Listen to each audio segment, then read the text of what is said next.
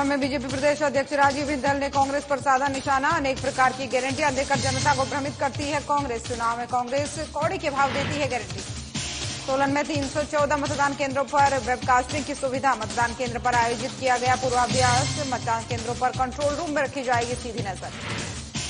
शिमला में नव दिव्यांग अभियान के संयोजक ने की पीसी। दिव्यांगजनों के अधिकारों को लेकर चर्चा। कहा, मोदी सरकार ने दिव्यांगों को दिए अनेक हक। शिमला में C2 का HRTC MD कार्यालय में हल्ला बोल प्रदर्शन। बस स्टैंड से तयबाजारियों को हटाने पर जताया विरोध। मांगे न मानने पर महाघेराव की चेतावनी। पहाड़ों की रानी शिमला में टूटा 10 वर्षों का रिकॉर्ड तोड़ गर्मी से लोग परेशान। अगले 48 घंटों में गर्मी से नहीं मिलेगी राहत। नमस्कार, खबर हिमाचल प्रदेश देख रहे हैं आप और मैं हूं आपके साथ ज्योति। केंद्रीय मंत्री डॉक्टर एस जयशंकर की जो है पीटरहॉफ पहुंचे। इस दौरान बीजेपी नेताओं और सामाजिक कार्यकर्ताओं ने उनका भव्य स्वागत किया। वहीं इस दौरान केंद्रीय मंत्री डॉक्टर एस जयशंकर मीडिया से रूबरू हुए और भारत की आजादी के 100 साल पूरा होने को लेकर उन्होंने चर्चा की।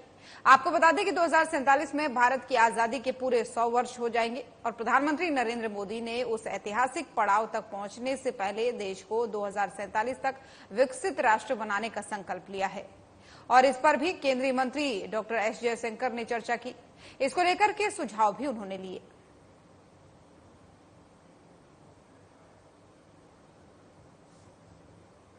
और भारतीय जनता पार्टी के प्रदेश अध्यक्ष डॉक्टर राजीव बिंदल ने कांग्रेस पार्टी पर तीखा हमला बोला। उन्होंने कहा कि 2022 के विधानसभा चुनाव में कांग्रेस के बड़े नेता हिमाचल प्रदेश आए और अनेक प्रकार की गारंटियां देकर जनता को भ्रमित किया। अब 1.5 साल बाद मुख्यमंत्री सुखविंदर सिंह सुक्खू ये कह रहे हैं कि खजाना खाली है। हर चुनाव में कांग्रेस कौड़ी के भाव गारंटी देती है, बाद में खजाना खाली होने का रोना देती है। अब दोबारा कांग्रेस के नेता फिर से नई नई गारंटियां देने आ गए हैं। पहले 1500 रुपये की गारंटी दी थी, अब 1 लाख रुपए की गारंटी देने की बात कर रहे हैं। डॉक्टर बिंदल ने कहा कि कांग्रेस पार्टी एक झूठी सरकार है। –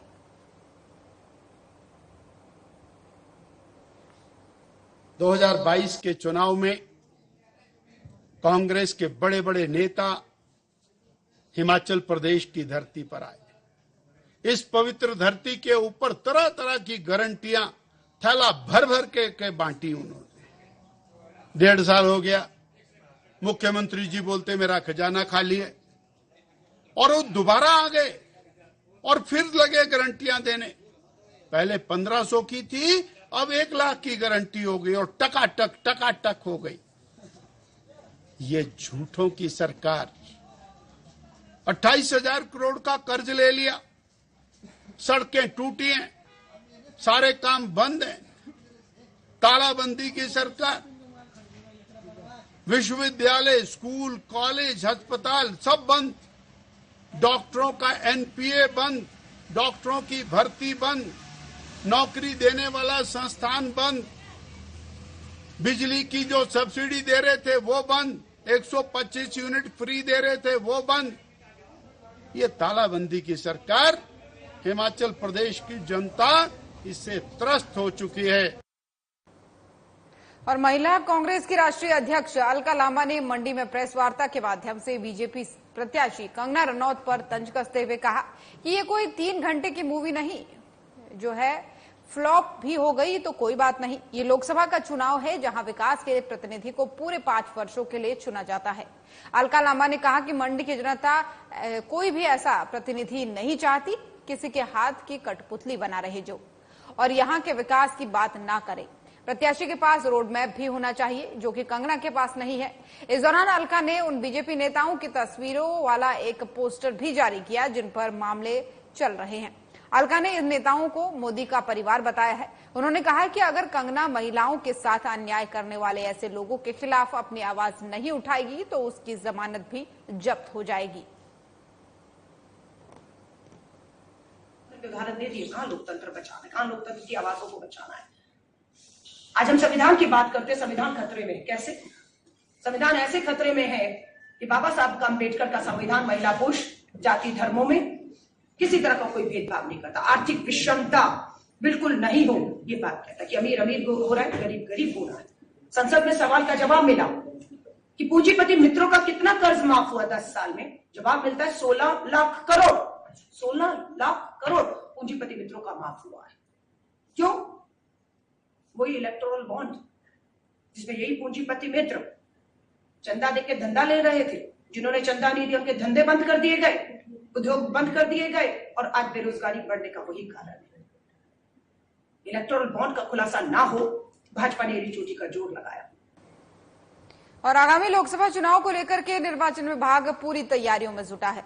जिला सोलन में कुल 592 मतदान केंद्र स्थापित किए गए हैं, जिनमें से 314 मतदान केंद्रों पर वेबकास्टिंग की सुविधा होगी और कंट्रोल रूम में सीधी नजर इन मतदान केंद्रों पर हर गतिविधि से रखी जाएगी। इसके लिए आज सोलन में पूर्वाभ्यास का आयोजन किया गया ताकि मतदान के दिन इसमें कोई व्यवधान न पड़े। हमारे संवाददाता से बात करते हुए सोलन उपायुक्त मनमोहन शर्मा ने बताया कि जिला सोलन में कुल 592 मतदान केंद्र स्थापित किए गए हैं और सभी केंद्रों पर तीसरी आंख से नजर रखी जाएगी। पोलिंग स्टेशन पर होने वाले हर गतिविधि की जानकारी जिला निर्वाचन विभाग के पास होगी। पूरे जिला में लोकसभा चुनाव के दौरान 1 तारीख को हमारे जिले में जो 314 ऐसे पोलिंग स्टेशन हैं जहां से वेबकास्टिंग का प्रबंध किया गया है। वेबकास्टिंग का अभिप्राय है कि वहां से जो कैमरे के माध्यम से फीड सीधा यहाँ भी आएगा और हायर अथॉरिटीज़ भी पोलिंग स्टेशन के अंदर क्या हो रहा है वो सारी चीज़ें वीडियो के माध्यम से, सीसीटीवी के माध्यम से आएंगी। इसमें हमारे 314 पोलिंग स्टेशन हैं, 68 अर्की में हैं, 46 नालागढ़ में हैं, 54 दून में हैं, 70 सोलन में और 56 कसौली में है। नमो दिव्यांग अभियान भारत के संयोजक पंडित विकास शर्मा ने मोदी सरकार को दिव्यांग हितैषी बताया है। इस दौरान उन्होंने कहा कि दिव्यांग जन अधिकार अधिनियम 2016 में बीजेपी ने पारित करवाया था इसे, जिससे जो है दिव्यांगजनों के हितों की रक्षा हुई है। उन्होंने आज शिमला में पत्रकार वार्ता में कहा कि कांग्रेस की सूची में कभी भी दिव्यांग वरीयता में थे ही नहीं, बल्कि 1995 तक दिव्यांगों के लिए कोई विशेष कानून की ही नहीं था। 2016 में जब यह अधिनियम पारित हुआ तब विकलांग के स्थान पर दिव्यांग शब्द अपनाया गया। उन्होंने कहा कि इस कानून में से जो है दिव्यांगजनों को बेहतर शिक्षा और जीवन यापन की सुविधाएं मिली और इनके लिए सभी बाधाएं हटी और दुनिया और देश में खेलों और अन्य क्षेत्रों में दिव्यांगों ने अपना लोहा मनवाया। देश के दिव्यांग मतदाताओं जो कि कुल 15% हैं, उन्हें बीजेपी को जो है चुनाव में वोट देकर सशक्त बनाना चाहिए। दूसरी तरफ उन्होंने कांग्रेस सरकारों में दिव्यांगों की अनदेखी करने की बात कही है। इसमें आज लगभग 15% के आसपास दिव्यांग मतदाताओं की जनसंख्या है, जिसमें विभिन्न श्रेणियों के दिव्यांग हैं। और इससे पहले जब 2014 से पहले की सरकारें थीं, कांग्रेसी सरकारें थीं, तो दिव्यांगों का चिन्हीकरण भी अच्छे से नहीं हुआ था और मात्र 3 श्रेणियां होती थी और एक लंबी सूची के प्रत्यक्ष पीड़ित उन सुविधाओं को, उन रोगों से लड़ने के अधिकारों से वंचित हो जाते थे। जिस सरकार ने राहुल जी के नेतृत्व में दिव्यांगजन अधिकार अधिनियम को संसद से पारित नहीं किया, 10 साल तक हम लोगों ने, देश के दिव्यांगों ने एक लंबा संघर्ष किया। उसे माननीय यशस्वी प्रधानमंत्री श्री नरेंद्र मोदी जी ने 2014 में सरकार बनाकर भारतीय संसद से दिव्यांगजन अधिकार अधिनियम 2016 के रूप में भारतीय सदन से पारित कराया।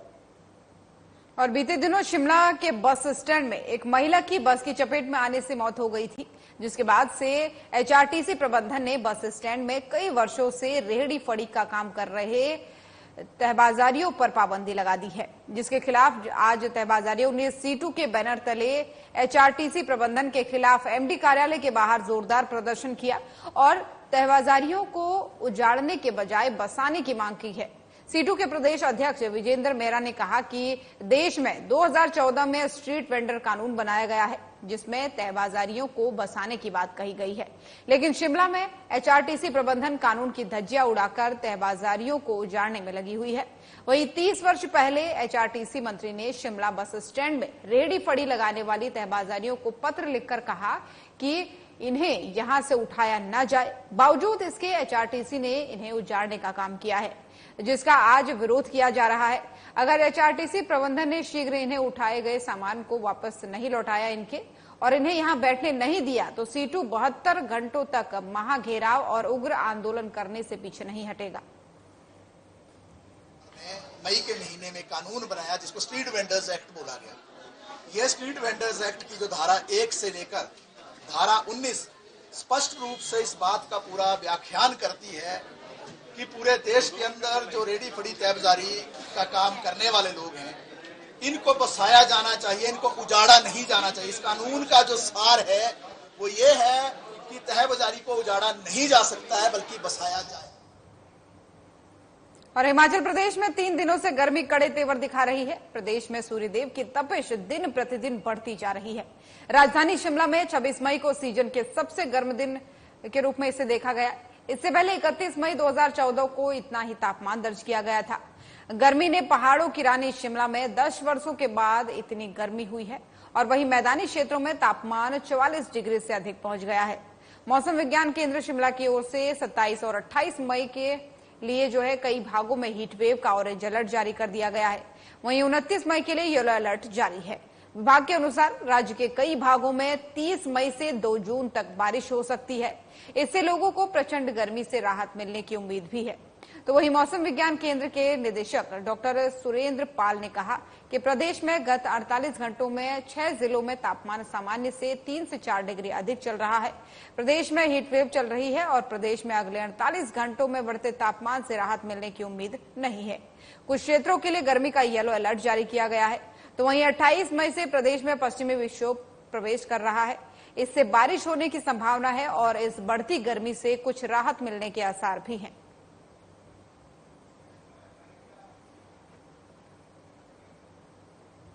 तो हिमाचल प्रदेश की खबरें देख रहे थे आप। बुलेटिन में फिलहाल इतना ही। नमस्कार।